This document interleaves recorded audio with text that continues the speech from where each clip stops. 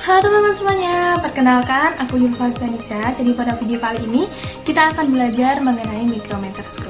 Oke, selamat belajar semuanya.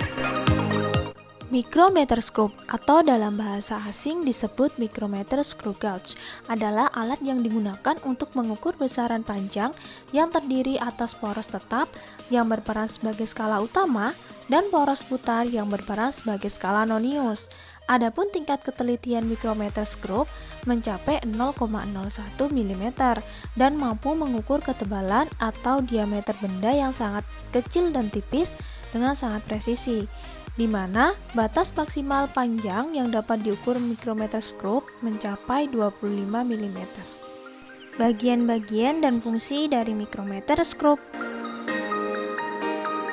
Yang pertama ada frame micrometer yang berfungsi sebagai rangka untuk meletakkan komponen micrometer lainnya juga sebagai pegangan terhadap micrometer. Yang kedua ada anvil sebagai penahan benda kerja yang diukur. Yang ketiga ada spindle, fungsinya menjepit benda kerja yang akan diukur. Yang keempat ada sleeve atau tabung tempat skala utama. 5. Ada thimble sebagai tempat skala nonius yang diputar untuk menggerakkan spindle menjepit benda kerja yang diukur. Kemudian ada rack head knob untuk memutar saat sudah dekat dengan permukaan benda yang diukur dan akan mengeluarkan bunyi ketika spindle sampai di permukaan benda.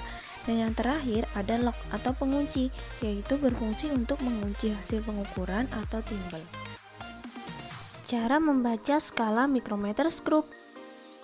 Hasil ukur micrometer screw diperoleh dari penjumlahan skala utama yang terbaca dengan skala noniusnya. Untuk lebih jelasnya, simak video berikut.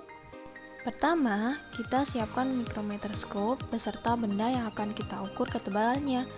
Pada video kali ini, kita akan mengukur tebal dari styrofoam. Sebelum micrometer screw digunakan, wajib dilakukan proses kalibrasi. Di sini terlihat pada garis 0 pada skala nonius belum segaris dengan garis pada skala utama.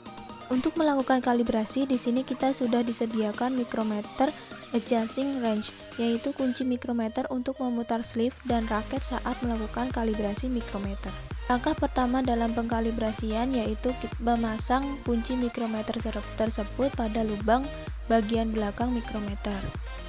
Untuk langkah selanjutnya yaitu kita memutar sleeve sesuai dengan atau sejajar dengan garis utama pada skala utama, sehingga skala 0 pada skala nonius sejajar dengan skala utamanya.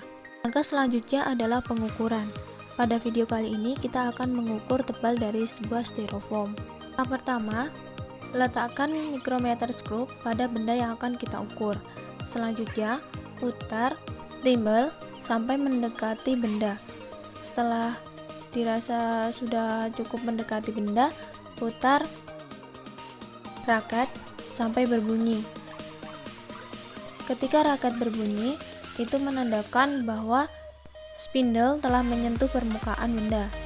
Setelah itu, kita kunci menggunakan lock atau pengunci pada micrometer. Dan selanjutnya, lepaskan micrometer screw dan hitung skala yang terbaca pada micrometer screw. Lihat, pada skala utama terbaca sebesar 17 mm dan pada skala noniusnya yang sejajar dengan sumbu utama terbaca sebesar 0,36 mm, sehingga hasil ukurnya sebesar 17,36 mm. Kegunaan micrometer screw. Salah satu kegunaan micrometer screw yaitu digunakan oleh tukang servis kulkas untuk mengukur diameter kawat tembaga yang akan digunakan untuk mengganti kumparan kawat yang telah rusak. Nah, untuk menambah pemahaman teman-teman semua, mari kita kejarkan soal evaluasi berikut. Seorang tukang servis kulkas ingin mengganti kumparan kulkas yang telah rusak. Agar diameter kawat yang digunakan sesuai dengan yang dibutuhkan, maka dia ukur diameter kawatnya menggunakan micrometer screw. Hitunglah panjang diameter kawat yang terbaca. Nah, berikut merupakan penjelasannya. Yang pertama, kita ketahui terlebih dahulu skala utama yang terbaca dalam satuan milimeter dan juga skala noniusnya juga dalam satuan milimeter. Selanjutnya, kita tuliskan besaran yang ditanyakan. Dalam soal ini ditanyakan diameter kawatnya. kita tuliskan juga dalam milimeter. Kemudian kita jawab, untuk besarnya diameter kawat kita tuliskan sebagai hasil dari jumlah skala utama dengan skala non-use-nya. Nah, untuk jawabannya bisa kalian tuliskan di kolom komentar ya teman-teman.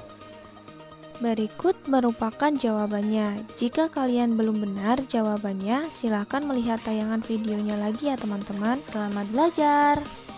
Sekian dari aku, semoga videonya bermanfaat dan terima kasih semuanya.